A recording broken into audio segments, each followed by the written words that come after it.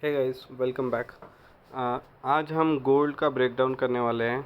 समझने वाले हैं कि गोल्ड में आज जो मूव आया है वो क्यों आया है और फ्यूचर में ये क्या कर सकता है। तो आप अगर डेली टाइम फ्रेम में देखो तो गोल्ड बहुत समय से बुलिश है, काफ़ी बुलिश है। और अगर आप फिर एक लोअर टाइम फ्रेम में जाके इसको एनालाइज करोगे, उस एक थोड़ा जूम आउट लेवल पे देखोगे तो गोल्ड एक मस्त higher high higher low higher high higher low structure बनाते हुए ऊपर जा रहा था। अब रिसेंटली अब हम लेटेस्ट रेंज पे आ जाते हैं, तो लेटेस्ट रेंज अगर आप देखोगे तो यहाँ पे गोल्ड ने स्ट्रक्चर ब्रेक किया, एक ये हायर हाई बनाया, फिर एक हायर लो बनाया, फिर एक हायर हाई बनाया। अब कुछ समय से एक वीक से गोल्ड यहीं पे एक अपने प्रीमियम रीजन में टाइम पास कर रहा था। तो इसका टाइम पास का और ये कैसा वर्कआउट किया वो देखते हैं। तो अगर आप देखो कि इसने, हम वापस से डेली पे चल जाते मैक्रो पर्सपेक्टिव समझने के लिए। डेली पे 18 फरवरी को इसने प्रीवियस हाई के ऊपर क्लोजिंग देके एक हायर हाई बनाने का स्टार्ट कर दिया था। बट उसके बाद से अगर आप देखो 19 फरवरी से लेके कल तक 24 फरवरी तक प्राइस ना एक रेंज में ही ट्रेड कर रही थी। तो ये जो कैंडल्स इससे इन डिसीजन के वेव में क्लोज हो रही थी, तो ये एक इसका इंडिकेशन है कि price is not ready to go above from here because it is in a premium range. तो एक प्रकार से अगर आप बोल सकते हो कि ये एक प्रॉफिट बुकिंग का जोन हो सकता है, या फिर ट्रेंड रिवर्सल के रेट डिस्ट्रीब्यूशन का जोन हो सकता है, या फिर कोई भी अगर एक आप इंडिकेटर यूज़ करते हो तो ओवरबॉट वाला रीजन, ओवरबॉट वाला जोन हो सकता है। तो यहाँ क्या हुआ, प्राइस 3 दिन से प्राइस ने डोजी कैंडल्स बना के यहाँ पे थोड़े से लिक्विडिटी जमा करी ऊपर में, हाई के ऊपर में, और कल प्राइस ऊपर गई, यहाँ पे ब्रेकआउट देने की कोशिश करी, बट इसने एक लिक्विडिटी स्विप करी और नीचे आके वापस क्लोज होगी। तो अब हम देखते हैं कि लिक्विडिटी स्विप करने के बाद क्या पिक्चर बनती है।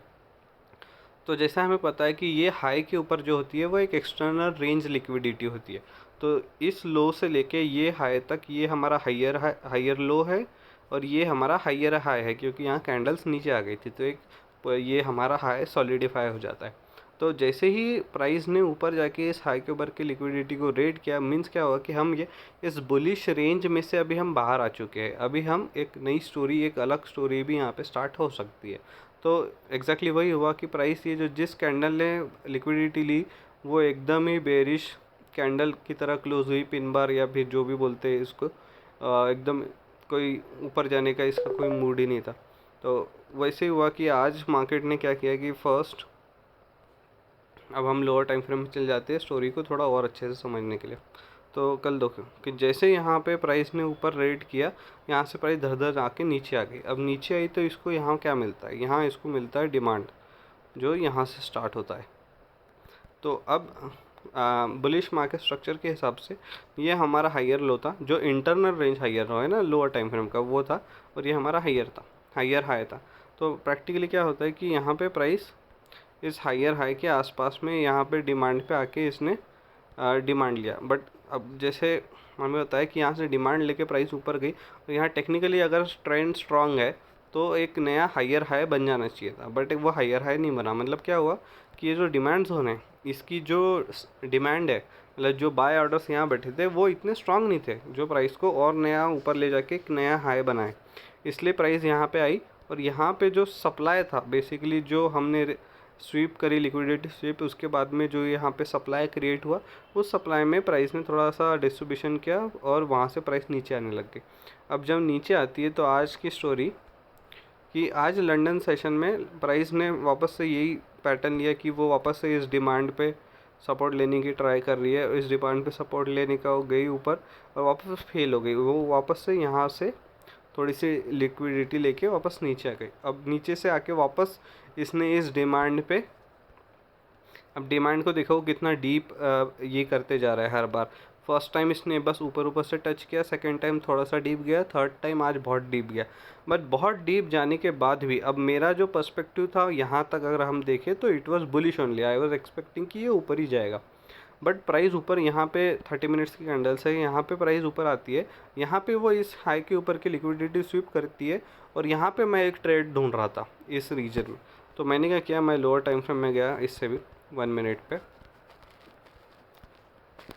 और 1 मिनट पे मेरा एक अजम्पशन था कि अगर प्राइस स्ट्रांग है तो वो एक सिंपल कंटिन्यूएशन में आएगी, ऊपर जाएगी। मेरे को मेरा 1:2 का रिस्क वगैरह रिवॉर्ड यहाँ दे मिल जाएगा। बट क्या हुआ कि जैसे ही मैंने ट्रेड ली, इमीडिएटली ट्रेड नीचे आ गई और मेरा लॉस हिट हो गया।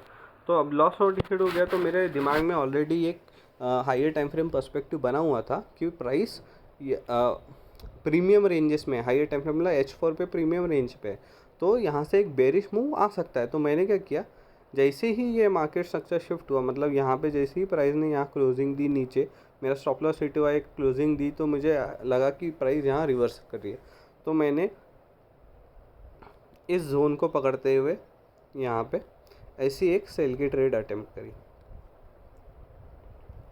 ये, और यहाँ पे मैंने इसका टारगेट रखा अराउंड दिस रीजन, ये हाई के ऊपर, क्योंकि अगर बुलिश होना है तो प्राइस यहाँ नीचे आके यहाँ थोड़ा अक्यूमुलेट करके वापस से ऊपर जा सकती थी, है ना। बट तो इसलिए मैंने अपने टारगेट्स मार के, तो ये इस प्रकार से मैंने एक अभी आज यहाँ पे पहले बाय लिया, उसमें लॉस हुआ, उसके बाद में मैंने एक सेल लिया, उसमें प्रॉफिट हुआ। तो ये मेरा ट्रेड था आज का। और उसके बाद जो मैं देखता हूँ कि अगर मैं होल्ड करता तो मैं तो माला माल वीकली बन जाता, लेकिन ठीक है, जो मिला वो सही है। बट मेरा जो एनालिसिस था इट वाज करेक्ट कि मैं हायर टाइम फ्रेम के हिसाब से हम प्रीमियम रीजन में थे, तो वहाँ पे buys were less probable and sells were high probable. So right now what is happening is price ने यहाँ पूरा डिस्ट्रीब्यूशन किया, उसके बाद एक लंबा ये दिया। अब सेम स्टोरी वापस से जो हमने 30 मिनट्स पे देखी, अब वो यहाँ पे 4 आवर पे स्टार्ट हो गई है। अब यहाँ का जो सप्लाई डिमांड है वो अभी एक्ट करना स्टार्ट कर रहा है, तो प्राइस वापस से डिमांड में आ गई है। अभी हम सेम तरीके से यहाँ देखेंगे कि लोअर टाइम फ्रेम में कैसा स्ट्रक्चर शिफ्ट बनता है और प्राइस कैसे रिएक्ट करती है यहाँ पे। अगर यहाँ हमें कुछ ऐसा, जैसे ये हमारा एक सप्लाई जोन दिख रहा है यहाँ पे प्राइस अगर थोड़ा रिएक्ट करती है, नीचे आती है, फिर ऊपर जाती है, ये हाई को भी तोड़ देती है, करंट हाई को भी तोड़ देती है, फिर नीचे आएगी, और यहाँ पे थोड़ा 1 मिनट पे मैं कंफर्मेशन देखूंगा और यहाँ अकोमुलेट होने के कुछ चांस लग रहे हैं, तो यहाँ पे मैं एक बाय ट्रेड यहाँ पे ऐसे अटेम्प्ट कर सकता हूँ इस प्रकार से। तो ये है पूरा एक अंडरस्टैंडिंग, एक स्टोरी लाइन होती है कभी भी कोई भी ट्रेड अगर आप ले रहे हो उसके पीछे की। तो कभी भी एक हाइयर टाइम फ्रेम पिक्चर, मतलब usually I follow daily and 4 hour for my macro perspective to understand कि हाइयर टाइम फ्रेम में क्या चल रहा है, नॉट जस्ट कि आज क्या होने वाला है।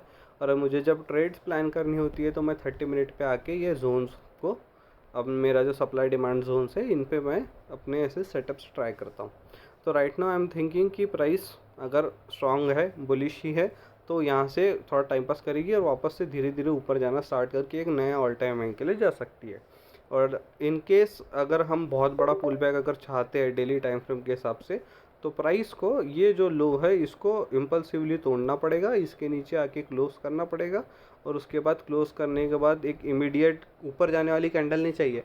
क्लोज करने के बाद हम चाहते हैं उसको कि एटलीस्ट यहाँ पे इस रीजन में वो 2-3 कैंडलें बना के ये प्रूव करे कि मैंने ये ब्रेक ऑफ स्ट्रक्चर किया है, this indeed is a break of structure and not a liquidity sweep. And यहाँ पे वो स्टे करेगी, और फिर जब प्राइस यहाँ से वापस ऐसे स्लो तरीके से ऊपर जाएगी तब हम सेल्स अटेम्प्ट कर सकते हैं, क्योंकि फिर वो एक ट्रेंड रिवर्सल का पैटर्न बनता है, राइट। तो इस प्रकार से एक पूरी स्टोरी लाइन अपने ट्रेड के पर्सपेक्टिव या अपने एनालिसिस में आप बनाना ट्राई कर सकते हो। And let me know if this analysis is helpful and if I should make such more videos.